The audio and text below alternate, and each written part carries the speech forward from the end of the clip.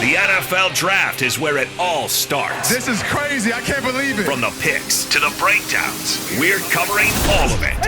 Because in the NFL, I put myself in a position to be here. One pick can change everything. I'm ready to get to work. Join Jenny Taft, Jay Glazer, LeVar Arrington, and former Falcons GM Terry Fontenot. It's Draft Night Live, and it's brought to you by Express Pros in Weevil. This is what I do it for, man. On Fox Sports Radio.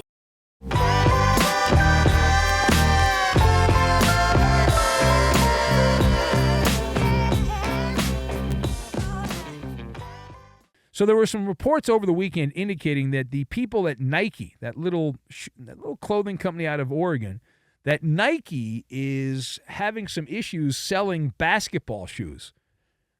And the reason that was given is because NBA players are not as popular as they used to be. And it's directly affecting Nike able to move basketball shoes. Now, I thought this was interesting. Now, financial experts claim that it's a combination of factors, but one of the factors is the lack of player popularity is now directly hitting Nike in the revenue, and then it trickles down, obviously, the revenue, stocks, and all that stuff, and it becomes problematic. So the question, buy or sell?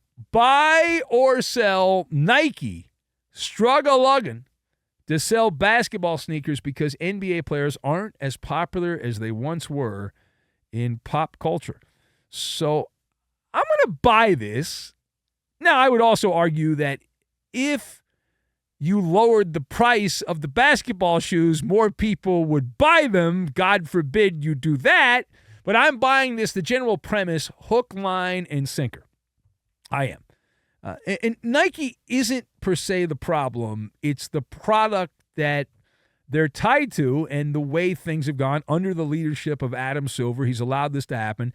And really just the general mindset of so many of these guys. Not that they're not talented. However, the stars in the NBA today have never been lazier.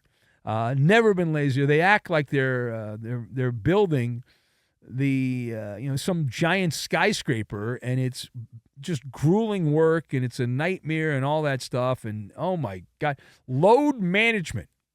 The death of popularity for the NBA, load management has turned a marquee sport, a group of players that were beloved for doing things that mere mortals cannot do, and has turned them into part-time performers, and has had a group of indoctrinated dum-dums who are like, well, some of the fans are supporting them. They're just, the problem is the vast majority actually have common sense, and they're like, well, we're not going to bond with a ghost, and these guys are ghosts. They show up for 58 games a year if you're lucky. That's not star power.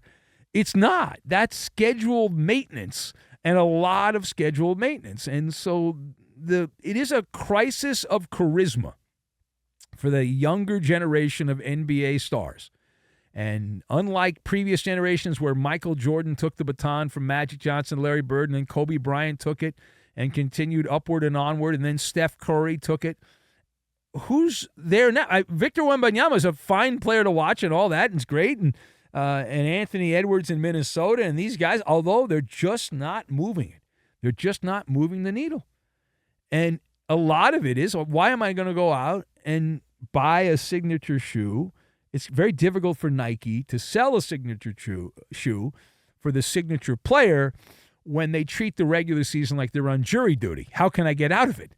What can I do to not play? Yes, I like even Luka. I'm going to go over to Europe to get treated. Not even though the same treatment's available here, but I just want to get away, and I'll miss all these games. It'd be great. And I miss my hanging on the bench, sitting on the bench, the whole thing. And these days, it's a shame. The actual shoes have more personality than the people wearing the shoes, the stars that are wearing them. And Nike built its empire on selling icons, legends of the game. And now they're marketing, influencers? That's what we're looking at here with jump shots occasionally? Okay. That does not seem like a great transaction to me. The NBA didn't lose the ratings overnight, it lost emotional investment. That's even worse. Like, the ratings are actually not all that bad in the NBA. The connection, the bond, that's the problem, right? The emotional investment, drip by drip, it's just not there. You have other things to do, and if these guys don't want to show up to work, why are you going to sit there and watch a bunch of backups? It's like going to a Broadway show, and they have the fill-in.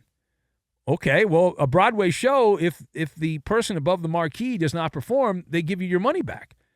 That's the standard practice on Broadway, and in the NBA, they don't. Now, you don't have to watch it, though. You don't have to sit there and watch it.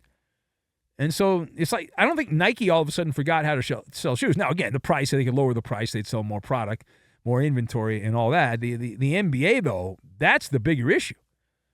Like, they have gone years and years, and they just don't think it's that important, and they've tried to change the rules, and the people complained about that. Why do you have a 65-game rule where the players don't want to play? Okay, but you're being mean. You shouldn't make them actually want to play 65 games to win a little award. Okay.